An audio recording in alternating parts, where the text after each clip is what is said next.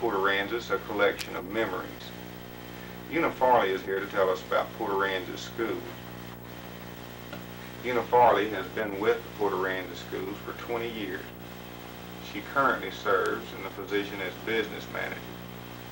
She moved to the island in 1956 and married Don Roy Farley. Una, welcome. Thank you, Jim.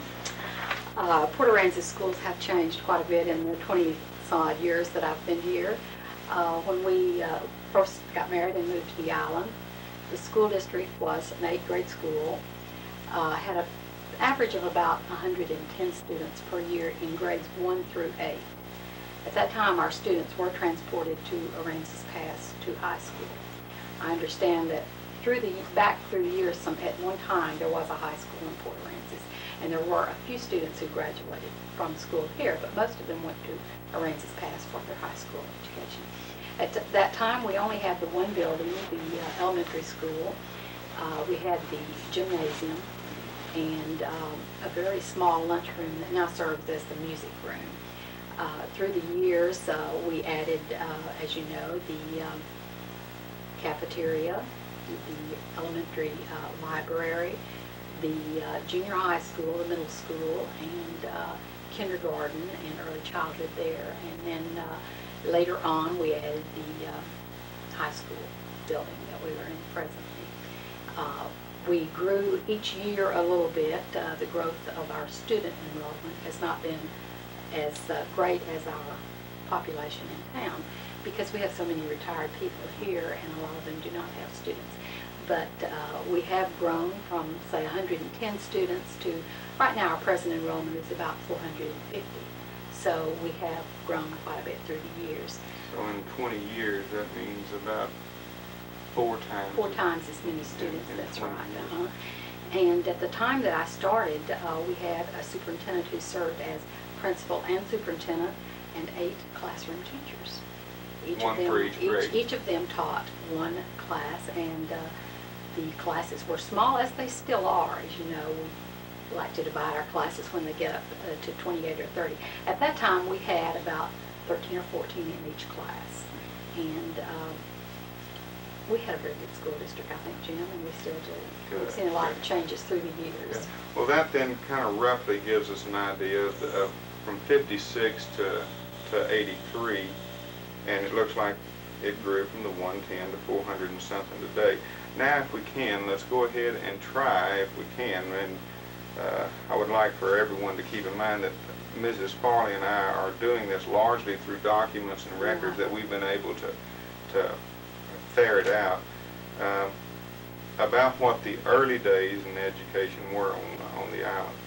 The first written verification of an educator on the island, and also the pay and everything that I was able to find, Mrs. Farley, was a school teacher that was either hired, I don't know who exactly paid the gentleman, but he was either hired by either the Mercers or our Captain Club, and his name was Alexander Goodbread. I think that's an interesting educator's name. Alexander Goodbread, first school teacher on the island, and worked for a pay of $10 per month. And I'm sure that and probably in those days, school probably wasn't longer than about 8 months. So a big $80 or $90 a year, and he was getting with it. Now, if we can, what have you been able to find out, Mrs. Farley, about some of the earlier schools prior to the 1956? Where were these buildings and what type of structures were they? Okay, I, of course, like you say, was able just to ask people to find this out. And I could come up with about 5 different locations.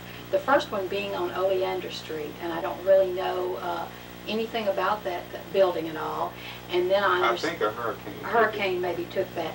And then I understood that they had classes in the Woodman Hall, the old Woodman Hall, which was a building that was used for a lot of things, including church services even, I understand. I think there is a picture of that initial structure. I don't know if it's beside the Woodman Hall, but I think that original school that a hurricane took, I think there's a picture out there in the case. There's a teacher and all. And of course, to show you how sketchy all of this factual information can be, it even has a sign out there, do you recognize any of these people? Tell us who they are. Most of them, I'm sure, are not still around. but that was a small building, okay? Then after, yes, after the hurricane took it, they went to the Woodman Hall for a while, and then what? And then I understand that they had classes built on some cement slabs out by the old ice plant that had been there, and those cement slabs are still there, out by where the ice plant is now. And that they had a classroom there for a little while before they moved over into the little, what they call the little red brick building. And I understand that it was 2 rooms, and they must have had partitions in it that they used to separate the grades, but that it was a 2-room building, and it was located on the, really on the same plot that the present school is, toward the back, maybe back of the present middle school, and in the area of our shop there. Close to where Carlos Moore's right, in that area, right. Cottages on. Right. Now that building was demolished sometime after the present one was built, because when we came here, I would say maybe in '57, we bought some of the red brick from that and built a sidewalk at our house. So they tore that building down after they built the present elementary school Okay. there. That building then, whenever was torn down, the original school building that was built, did it have a name, or just Port Aransas Public School? To my knowledge, I do not know that it had a name. Today, that's the name of the school building. The original school building in the district was what? Was the elementary school now? Is. Yes, it is. It's the H.G. Olson Elementary School, and of course that was named after Henry Olson, who served on the board of directors for many, many years here in Port Aransas. At this time in '56, Ms. Farley, was the school district a bona fide independent school district, or was it a common school district? No, it was. When did that It was an take place? independent school district. I have here the act creating the Port Aransas Independent School District, and this was passed by the House and Senate in 1913, I believe. The date is on the back here. August the 19th, 1913, creating an independent school district. Prior to that time, Port Aransas had been a common school district. It was Common School District number 8. Common School District number 8. Right, I find it interesting because it's also, that's been a number that has stayed with the Coast Guard and the Life Saving District and the Lighthouse, and I don't know, when we talk about law enforcement, I'll find out the constable's office or anything has any kind of a number like that, but District number 8. In 1913, Right. August the 19th, and this is just a copy, of course, but, and was signed by the governor. right. Great. Okay. At that time, who, do you remember, or have you been able to find out who were some of the No, I first? haven't. I went back through some of our old minutes and old records, and understand that quite a few of them had been destroyed by hurricane. And the earliest records that I could find were in 1946, which was only about 10 years before I came to the island.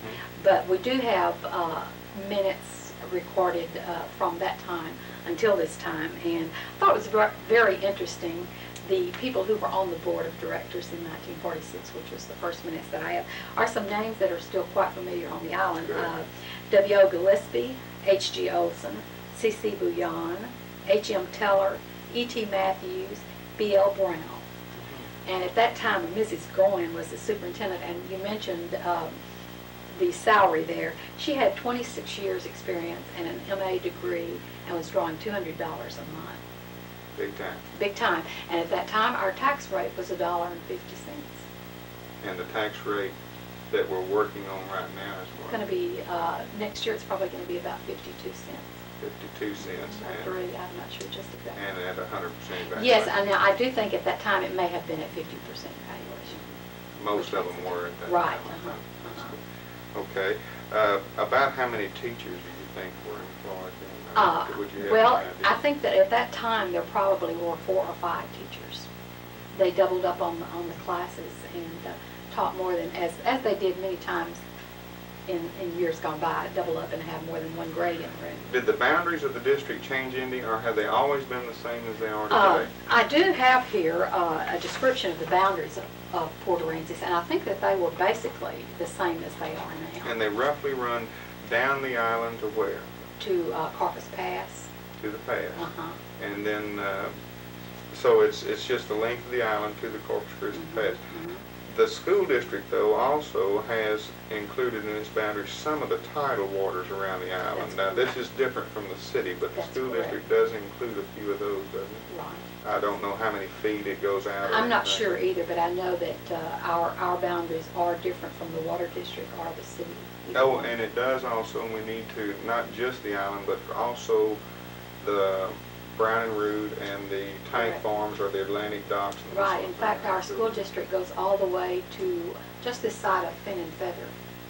I didn't know it went that far. Yes, it does. Any of the students who live in with one of the bait stands or anything along there, before they get to Finn and Feather, are actually in our school district.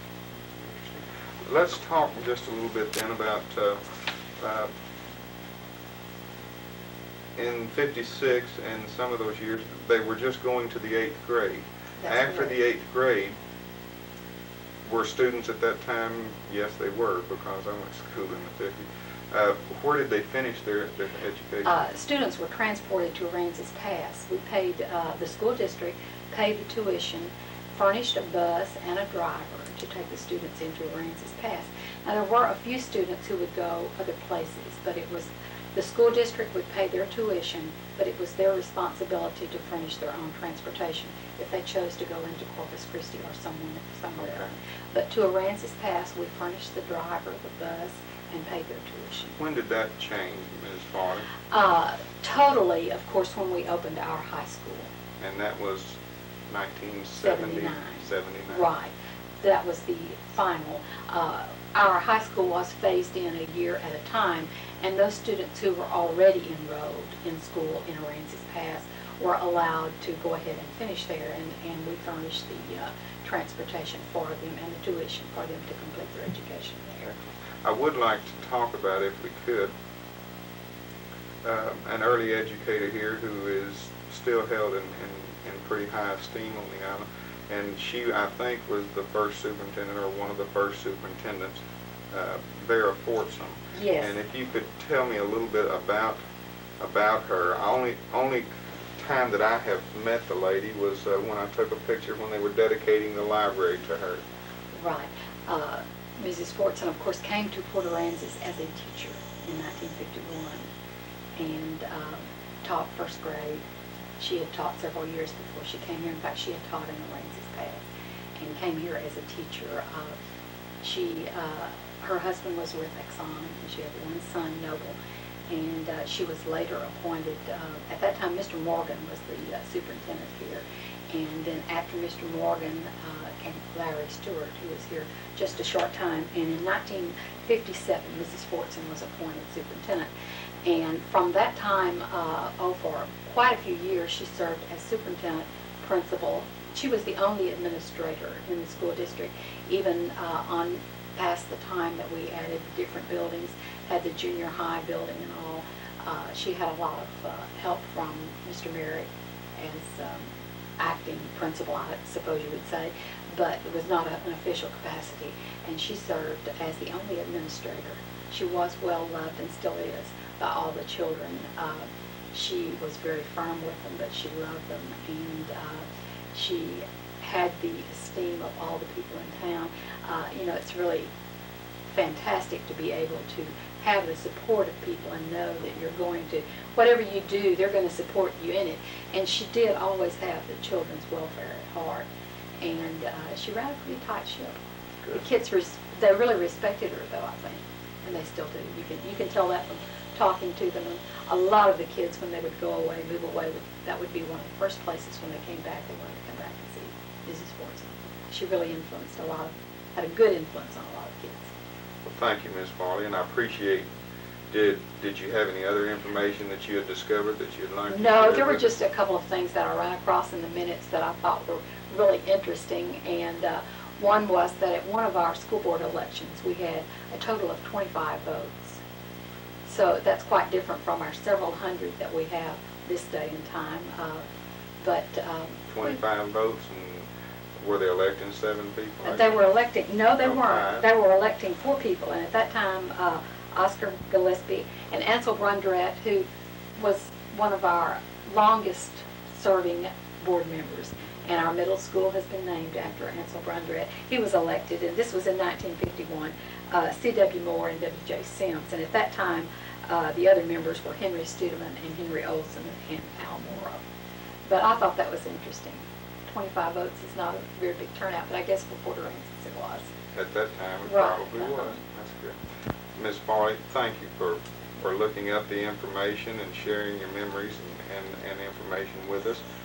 On behalf of the Port Aransas Library, let me thank you for sharing your memories of Port Aransas. That's 50.